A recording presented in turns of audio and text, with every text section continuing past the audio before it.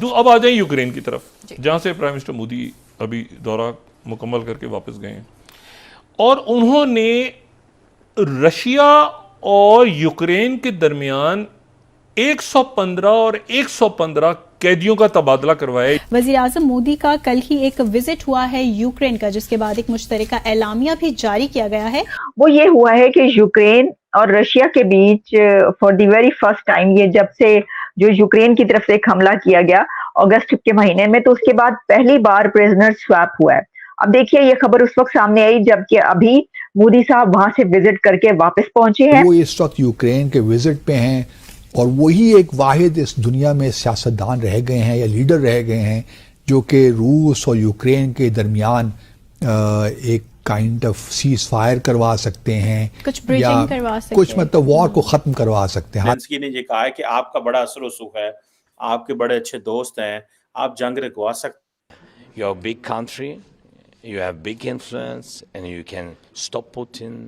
और वहां पर जेलेंस्की ने नरेंद्र मोदी से ये कहा कि आप प्रेसिडेंट पुतिन से ये कहें कि वो जंग बंद करें। यूक्रेन ने जो है सपोर्ट किया कि भारत को परमानेंट उसकी सीट मिलनी चाहिए यूएन सिक्योरिटी काउंसिल में। जो एक स्पेसिफिक सिचुएशन डेवलप हो गई है उसमें इंडिया बड़ी एक प्रॉपर पोजीशन में आ गया है कि इनके दरमियान एटलीस्ट फैसिलिटेटर का रोल प्ले करे किसी तरह की नेगोशिएटेड सेटलमेंट में।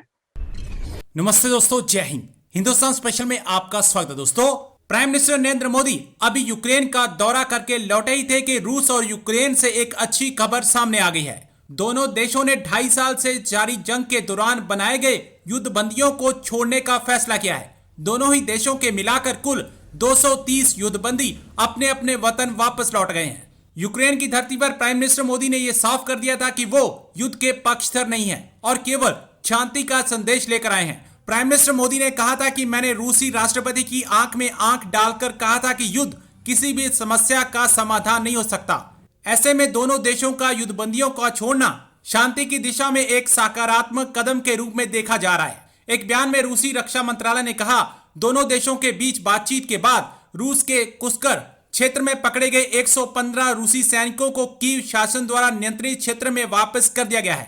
बदले में यूक्रेनी सशस्त्र बलों के 115 युद्धबंदियों को स्थानांतरित कर दिया गया। तो अब आ जाए यूक्रेन की तरफ, जहां से प्राइम मिनिस्टर मोदी अभी दौरा मुकम्मल करके वापस गए हैं और उन्होंने रशिया और यूक्रेन के दरमियान 115 और 115 कैदियों का तबादला करवाया।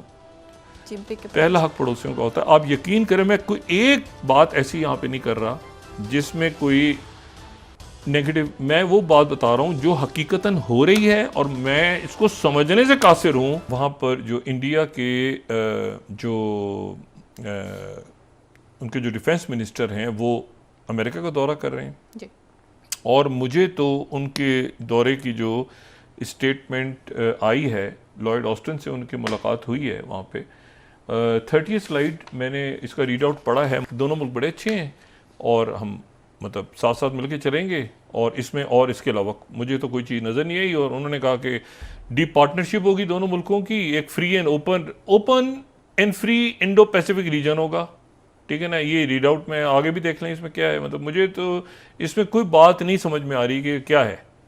ठीक है, ये मतलब ये किस तरह की रिलेशनशिप्स कैसी हैं, क्या मकसद है, क्या है। ठीक है, इससे सर आगे जब हम बढ़ते हैं तो एक और लेटेस्ट न्यूज जो हमारे सामने आ रही है वो ये हुआ है कि यूक्रेन और रशिया के बीच for the very first time, ये जब से जो यूक्रेन की तरफ से एक हमला किया गया अगस्त के महीने में, तो उसके बाद पहली बार प्रिजनर स्वैप हुआ है।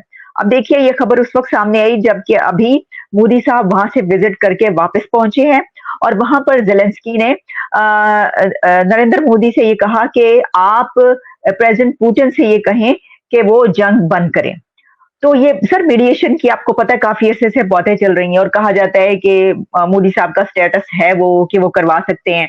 अच्छा, अब ये इसके अंदर कहा जा रहा है कि यूएई भी मीडिएशन या कुछ बीच में था, ये जो प्रिजनर्स का वो हुआ है। तो वैसे साहब, क्या आपको लग रहा है कि वाकई ये रिजॉल्व की तरफ जा रहे हैं और जंग बंद हो सकती है, हालात बेहतर होंगे और वाकई इंडिया की तरफ से एक डिप्लोमेटिक वे में बहुत बड़ी चीजें की गई हैं। सर कैसे, इसके ऊपर क्या कहना चाहेंगे आप? देखें, ये प्रिडिक्शन करने वाली बात है और सिचुएशन बहुत ज्यादा अनप्रिडिक्टेबल है, लेकिन दुनिया के हालात इस तरफ बढ़ रहे हैं कि इस तरह के कॉन्फ्लिक्ट जो है ये अब मैं समझ रहा हूँ कि अब ये रूस का जो कोर है ना उसको टच कर रहा है।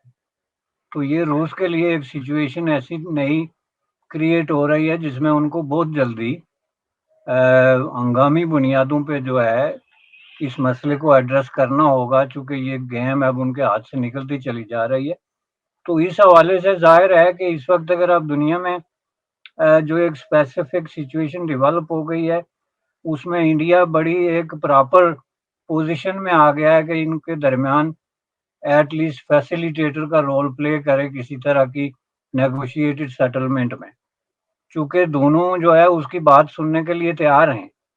अब ये मसला नहीं कि आप बात ही ना करें या आए ना, एटलीस्ट दे आर लैंडिंग, उनके जो कान हैं उनकी बात जो है वो सुनने के लिए तैयार हैं। तो यही होता है, आप इसमें जो है वो ज़ाहिर है ताकत का इस्तेमाल तो करने की गुंजाइश रही नहीं। दुनिया ने देख लिया, वेस्ट ने पूरा जो है वो यूनिफाइड रोल प्ले किया, बिलियंस ऑफ डॉलर्स जो है कनाडा से लेके ऑस्ट्रेलिया तक और इंग्लैंड से लेके अमेरिका तक इसके लिए खर्च हुए। पूरी दुनिया की इकोनॉमी पे इम्पैक्ट पड़ा, पूरा पावर बैलेंस चेंज हुआ, नए क्राइसिस ऐसे आ गए जो आइंदा सालों में दुनिया को हांट करेंगे। तो इस चीज से निकलना दुनिया की इस वक्त जिम्मेदारी है। और तीसरी चीज ये है कि इस वक्त जो स्टेटस को पावर्स हैं जिसमें यूनाइटेड स्टेट ऑफ अमेरिका और चाइना है, अब उनका इंटरेस्ट इस तरफ बढ़ता जा रहा है कि वो इस चीज को रिजॉल्व करें, वरना ये सिचुएशन सस्टेनेबल नहीं रहेगी। तो मैं समझता हूँ कि आइंदा जो है वो बड़ी तेजी से आप इसमें तब्दीली देखेंगे और इसमें डेफिनेटली इंडिया एक रोल प्ले कर रहा है।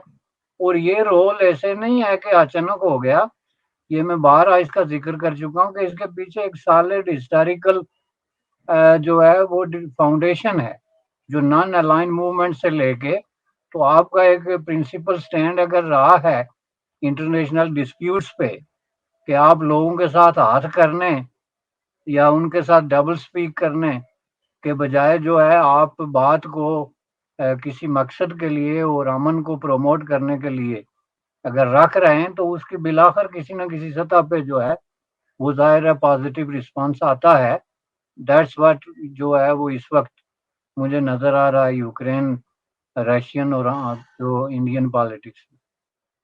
बिल्कुल आपने दुरुस्त फरमाया सर कि आपकी जब कॉन्टिन्यूसली ऐसी पॉलिसीज हों तो फिर आपको उसका फायदा मिलता है। और इस वक्त ऐसे ही नजर आ रहा है कि भारत जिस स्टेटस पर मौजूद है तो वो जो उनकी पॉलिसीज रही हैं वो उसकी कंटिन्यूटी की वजह से उनको बहुत फायदा भी हुआ है।